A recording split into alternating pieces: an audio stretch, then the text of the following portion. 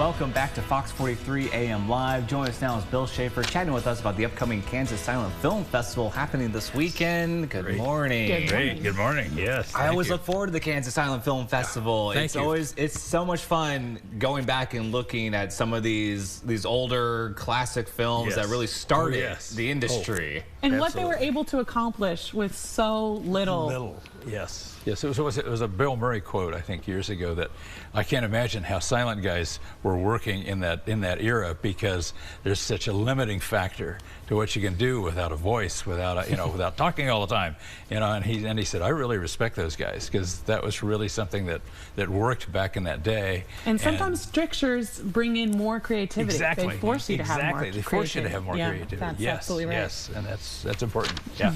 But anyway, go ahead. The whole schedule. Yes, please. Let's talk about this year coming up now. Like every year seems to be like kind of a theme for you guys, right? What's this year's theme going on? This year's theme is the National Film Registry, and that's the registry that started in 1988, where they take 25 films voted for by the public to put into the registry, and it's a plan to keep those films restored and in good shape. And in the case of silent films, that's very needed. I mean, a lot of times there are silent films that are in terrible shape, and to be able to have a place that they can be restored and taken care of, it's not a rental outfit. You don't get it from there, and rent it. But we've found some interesting things in some very, very, very short films. There's a blacksmithing scene we start with from 1893. Wow. So right at the beginning. Right at the beginning of film, and all they're doing is pounding on an anvil, and it's 35 seconds. But can you imagine having only seen still pictures for your entire life, and all of a sudden watching them move like magic? I'm sure the most banal scenes would have been magical. There's a famous one where trains coming into the station, and people are ducking. I remember that story. It's like, oh no, that's terrible. And what a wonderful theme. How lucky are we to be able to access these films?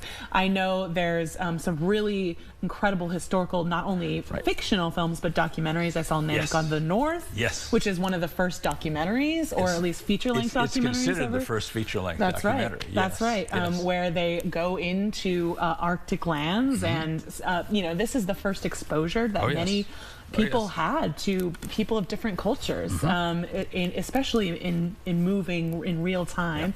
I noticed Duck Soup. We're really excited to see that. This is a strange film because it's not the Duck Soup you think it might be. I thought it was the Marx Brothers, but it's not. No, it's not the Marx Brothers. It's Laurel and Hardy, and it was that title happens to fit with a number of other films, I guess, and so it's not the only Duck Soup out there, but it's the most famous Duck Soup out there is the Marx Brothers. The Laurel and Hardy one is where they're really not quite a team.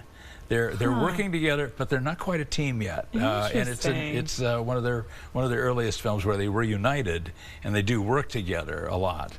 But it's and this was a film that was almost lost, correct? And yes, it was almost lost. Yeah, they found a copy in some foreign archive, I think, and took all the titles out and retranslated them and did that sort of thing. So it's a job to put some of these things together, because you only have a certain amount of material to work with. So and we were talking earlier. Your special guest, Catherine Pratt, she helps with that, right? Yes, she's a digital film restorationist, and that is, she goes in and works on all the little details. So like if this film has a scratch, if this film has little flecks of dirt in it or whatever, they all get taken out very, very carefully. And she was telling me about the D.W. Griffith films that she has worked on, where they take the paper prints and they set them so they're just right and everything, and then they take everything out of it that needs to be, transfer that to the next piece and the next piece and the next piece, and you get a film that looks like it was shot yesterday. That's incredible. And that's what makes them amazing. I mean, we have one we're showing,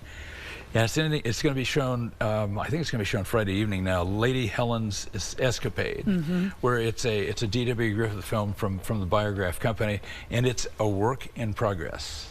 Still being restored. Yes. So as you watch it, you can see all the little things that are not gone yet. but they're, you know, but it still makes sense as a film and everything. But it's just a kind of a wonder, I think, to see it being done in real time. And then there's sections of it that are just perfect, and sections of it that aren't quite perfect yet. But it's one of those things that I just thought, you know, our audience has seen the really good ones. They've seen some of the really good, clean, new ones.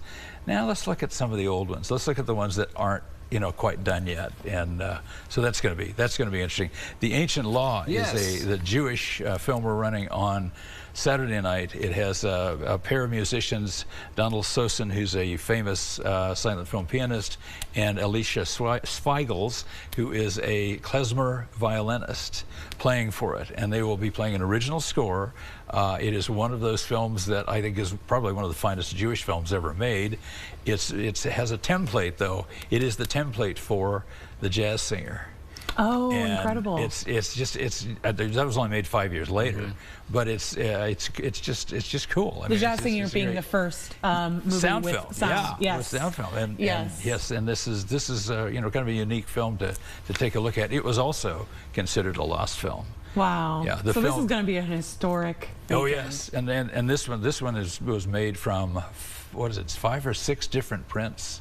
I think they had to use, because they found together. all these different prints in different places, and put the whole thing together according to its original script, I think. So this is going to be a treat. Yeah, it's going to be really something. We could talk about this all day. Yes, we can. Unfortunately, Bill, we are out of time. But thank you so much for joining us this morning. I love talking film with you. Absolutely. And I'm definitely looking forward to the KSNT Film Festival coming up here on, but tomorrow, or not tomorrow, Friday and Saturday. Yeah. And of course, everybody, it's free to attend. Yes. Please check it on out. And if you want to get a full list of shows, you can go to KSSilentFilm.org.